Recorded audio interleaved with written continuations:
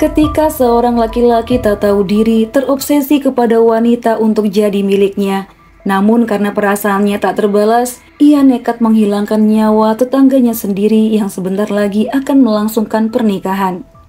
Tewasnya sang calon pengantin wanita di tangan dua laki-laki dari kerak neraka, begitu keji dan sangat biadab. Kisah kriminal kali ini berasal dari Belawan, Kota Medan. Sebelum masuk ke awal cerita, Mia ucapkan terima kasih banyak buat kalian yang udah klik video ini. Jangan lupa untuk subscribe dan tekan lonceng notifikasinya ya. Siapkan juga hati dan pikiran kalian untuk mendalami kasus ini supaya jadi pelajaran, agar kasus serupa tidak terjadi pada tetangga, saudara, bahkan keluarga kita. Teman-teman, berita ini adalah hasil rangkuman dari beberapa media berita terpercaya tanah air, dan Mia menyajikannya sebagai alur cerita, semoga dengan mudah dapat dimengerti.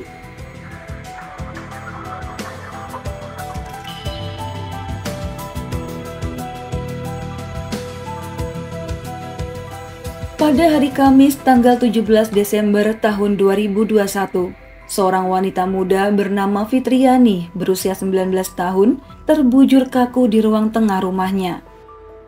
Yang pertama kali menemukannya adalah sang adik yang bernama Lia Amelia. Lokasi kejadian berada di rumah korban sendiri, yaitu di Kelurahan Bagandeli, Kecamatan Medan Belawan. Saat itu di rumah hanya ada Fitriani seorang, karena Lia menginap di rumah saudaranya dan kembali pulang saat subuh sekitar jam 5 pagi.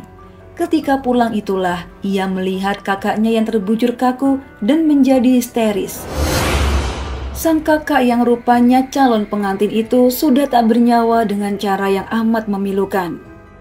Dan setelah ditelusuri, ada beberapa benda yang menghilang. Jadinya kuat dugaan ada perampok yang menyatroni rumah mereka. Namun ada kejanggalan pada kondisi jasad Fitriani. Untuk itu keluarga dibantu beberapa warga segera menghubungi pihak berwajib. Beberapa saat kemudian, petugas polisi yang telah datang segera mengamankan TKP dan membawa jasad Fitriani ke rumah sakit untuk divisum. Dari keterangan keluarga, Fitriani telah bertunangan dengan kekasihnya yang merupakan tetangganya sendiri. Mereka berencana akan menikah pada awal Januari tahun 2022. Namun saat kejadian terjadi, sang tunangan sedang berada di laut. Begitu juga kakak korban yang berprofesi sebagai nelayan, sedangkan Lia Amelia sang adik saat itu tengah menginap di rumah kerabatnya. Untuk informasi tambahannya, korban tinggal bertiga saja karena ibunya telah menikah lagi dan tinggal bersama keluarga barunya di Kecamatan Medan Labuhan. Sementara ayahnya tidak diketahui kemana ya, apakah sudah meninggal atau tidak berada di Medan. Jadinya sehari-hari Fitriani hanya tinggal berdua dengan adiknya jika sang kakak tengah melaut. Mereka tinggal di rumah sederhana berdinding papan. Warga saat itu tidak mendengar sama sekali keributan dari rumahnya.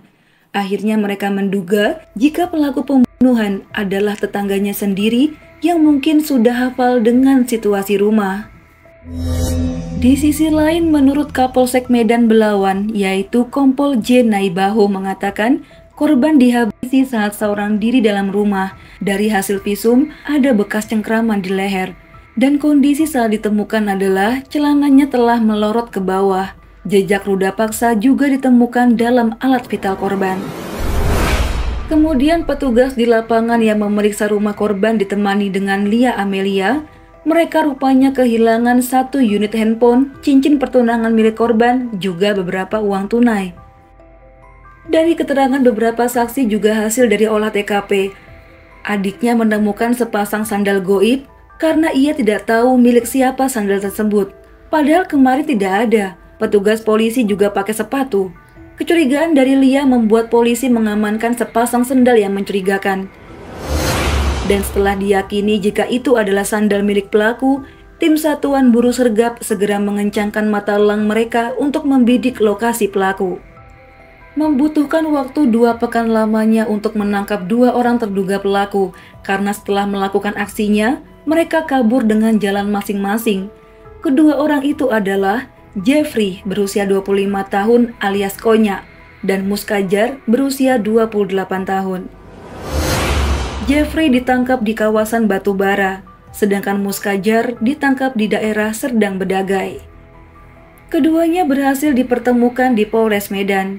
Karena bukti yang sudah jelas dan pelaku juga mengakui perbuatannya, lantas mereka berdua menceritakan kronologi kejadian hingga memakan korban jiwa.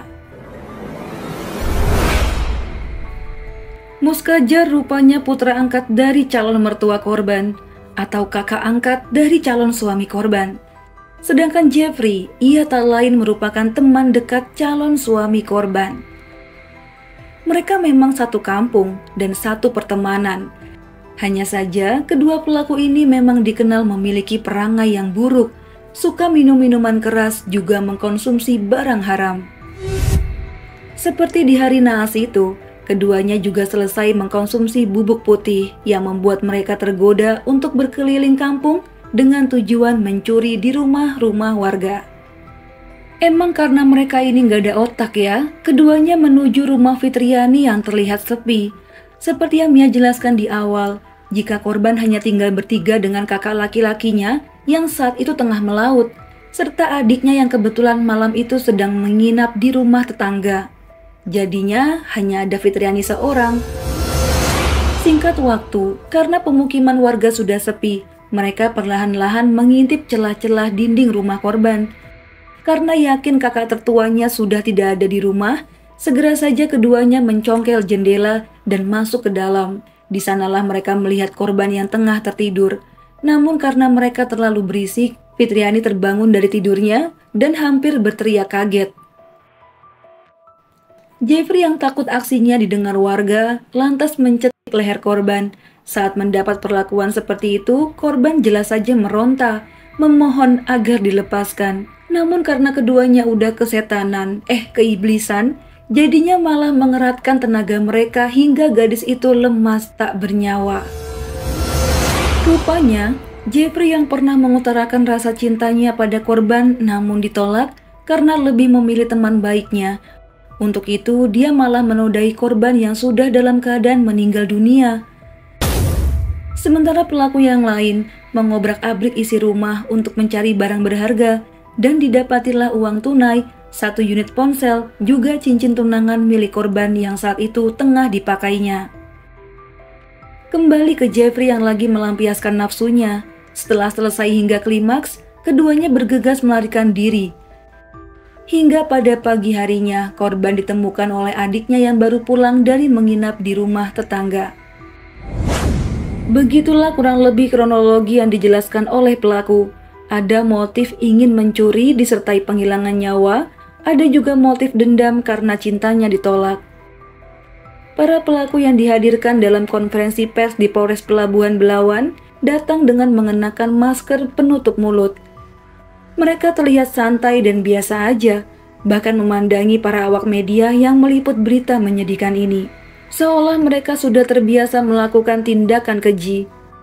Bagaimana bisa seorang manusia yang masih hidup tega menyetubuhi jenazah? Hanya psikopatlah yang mampu melakukannya. Dan jika ia tidak melakukannya hari ini, bisa jadi besok atau lusa, cepat atau lambat, psikopat itu akan terus memburu korbannya.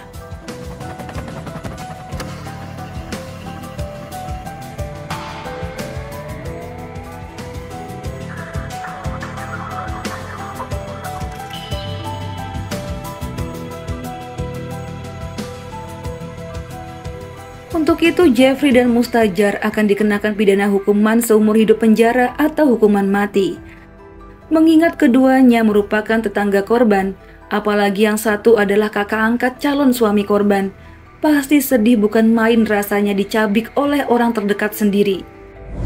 Jadi teman-teman, setelah calon suami korban berlabuh, dia baru bisa mendapatkan sinyal ponselnya. Seketika saja begitu banyak pesan masuk yang mengirim bela sungkawa pada dirinya. Dan Mia gak sanggup lagi jelasinnya. Pasti kalian tahu ya rasanya jadi calon suami korban, padahal 3 minggu lagi mereka akan menikah. Untuk itulah teman-teman semuanya, penonton setia channel Secret Crime Stories, kejahatan bisa terjadi di mana saja dan kapan saja. Kejahatan datang dengan tiba-tiba, bahkan saat kita terlelap.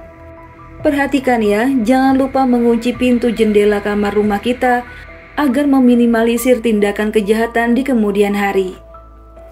Mari kita sama-sama mendoakan supaya korban Fitriani diampuni segala dosa-dosanya, dilapangkan kuburnya. Dan untuk keluarga yang ditinggalkan, semoga diberi kesehatan, kekuatan, serta ketabahan. Sampai sini dulu video Mia kali ini, mohon maaf jika ada salah-salah kata. Sampai jumpa di video selanjutnya. Bye.